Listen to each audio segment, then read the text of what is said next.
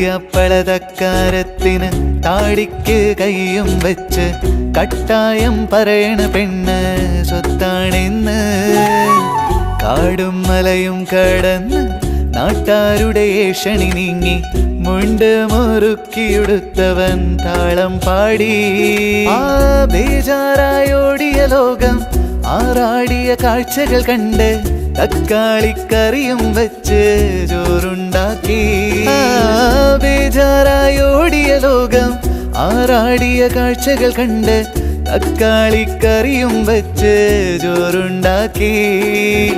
പൊയ്യപ്പളതക്കാരത്തിന് താടിക്ക് കൈയും വെച്ച് കട്ടായം പറയണ പെണ്ണ് സ്വത്താണെന്ന്.